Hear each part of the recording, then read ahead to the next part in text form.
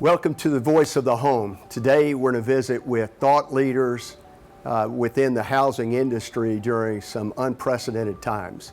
We're going to start with looking at the builder services industry and both the challenges and opportunities, and we've asked John Weisenbaker, President of Weisenbaker Builder Services, and Russ Bevan, Executive Vice President with Weisenbaker, to join us.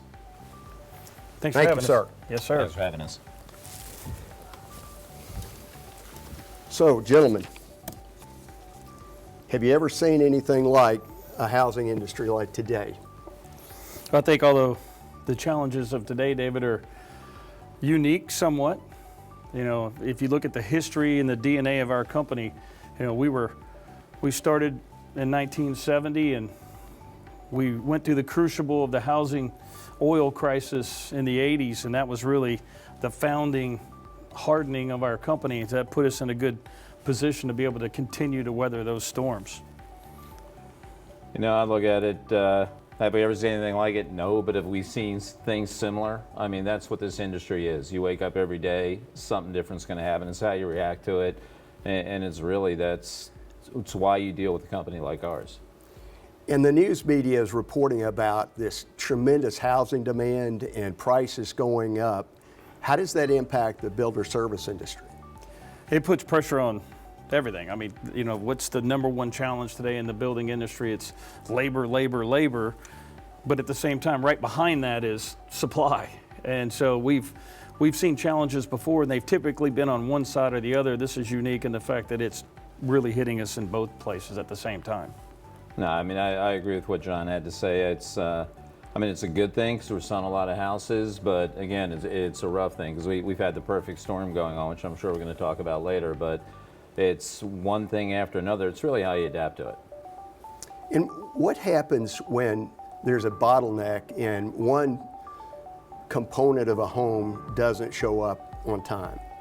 Well, I mean, that just throws everything off. I mean, as you know, a house is built in segments, and if one thing gets pushed off, I mean, we're dealing with that now. If you look at what we've had to do just to be able to handle that, we've rented up to, I think it's 300,000 additional square feet of warehouse space. We're placing orders for product that we won't install until December, January, just to make sure that the supply chain isn't interrupted. And really the toughest part is when it does back up, you start seeing, you know, the builder orders his cabinets are going to be installed in 20 days, but the window guy didn't make it in, so now your cabinets are being installed 60 days. It's every day, it's a juggling act. And we measure builder cycle time from the design appointment all the way through the installation. And we've done that for many, many years now. And we sell all different segments of the home building market. We sell entry-level homes all the way on up to $1 million plus homes. That metric that we track from design appointment all the way through the installation of the product, we've seen that go from an averaging around 6 months to almost 9 months to almost 12 months. And so that puts pressure on that, where that builder is going to be on the continuum. I mean, we've seen builders that normally bring that average down and they're building homes really fast, pushing out past 6 months. And we've had builders that are much more high end, pushing that always bringing that average up, that are 7-month builders pushing up to 12 months. So that, like Russ said, that throws a need for us to have extra inventory to be able to service those builders whenever that house is going to be ready. And that inventory enables you guys to deliver just in time? Is that the advantage? Obviously, if you don't have the inventory, you can't provide it, but is that just-in-time delivery important? Right, for our builder, it's just in time. You know, just in time is a phrase that in the supply chain was made really, Toyota really mastered that in the auto industry, so that Toyota didn't have inventory until just in time. They didn't have the seats until they went into the car. You know, a lot of people in our industry and a lot of industries went to that inventory model. We moved closer to that, but we never went to a complete just-in-time because we wanted to make sure that we always service the builder and we don't miss closing. So we have the material early, and what we've experienced over the last 18 months is early. When we normally had it early, it really became early over the last 18 months. And Russ, could you elaborate on what products and services Weisenbaker delivers to builders? I mean, we handle all flooring, window coverings, countertops, cabinets. I mean, full service. I always say we're the interior finish out guys. You know, at the end of the day, we're finishing out the house when it comes to that. But, you know, going back to what John was saying too, I think, you know, we talk about how tough things are. I think this is a fun time for us because all these years we've built this giant infrastructure. When things are good, I can open up Russ's Carpet Hut. I can say I can take 1 or 2 communities. I can be a lower price guy. I think with what's going on, it's really given us an opportunity to showcase all the investment that we've done and to prove that we can do it. Because while you see other vendors that are struggling out there, other installers that are struggling, we're still doing, as John alluded to. I mean, our thing is everything we do is we don't miss closings.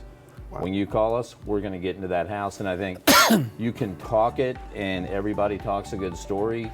During this time, we're getting able to show that, you know, it wasn't just talk. We have the power to back it up, and I think this is a good time for us. As rough as it is, I'm pretty excited about what's ahead of us next 5 months. That's exciting. And to meet that closing date for a builder it's got to build strong relationships, and the fact that you guys have been in Texas for 50 years or over 50 years in Texas, is that your footprint is Texas? Houston, Dallas, Austin, San Antonio. The major markets? Yes, sir. That always are top 10, if not top 3 in the United States. Right. So approximately how many homes do you all touch per year? We'll put products in Texas in over 25,000 houses a year. That is amazing. And those relationships were built. Many of those relationships go all the way back to the early 70s. You got regional Texas builders that we've done business with all the way since the early 70s, all the way to national home builders that weren't even here then that we now have great relationships with, so kind of runs the whole gamut. And so in these extraordinary times, is it the pandemic? Is it lumber prices? Is it labor? All the above? Yes. There's your all answer. The above. You name it, and then throw in the freeze. And then throw in that many of the plants had to shut down, you know, and that's the whole supply chain during the COVID epidemic. Then people coming back to work, and they made more money sitting at home than they did coming back. So when these plants ran back up, they couldn't get to capacity. It's been a mixed bag. Well, David, you touched on just in time. We've been taught, and I was a student of distribution, and lean the supply chain, right? Let's take all the inefficiencies out. We have the manufacturer make it, we ship it, we receive it just in time and we install it. And that works really well unless there's a disruption. COVID has been a disruption. The freeze has been a disruption. The increased demand has been a disruption. So all of those things disrupted the supply chain from like Russ said, the manufacturers not being able to produce, people not being able to ship, containers, you name it, then inventory on the ground.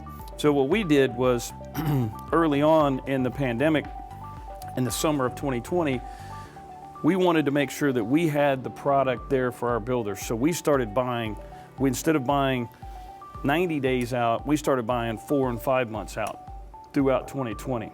And by the end of 2020, when we saw that it got a little worse, we moved that to 6 months out. So in December of 2020, we started buying 6 months out, which then, as Russ said, put a need for us to rent a new warehouse in Houston, one in Dallas, one in Austin, one in San Antonio, just doubling our footprint in all those markets to be able to house all that. So you had the capacity to take on additional builders.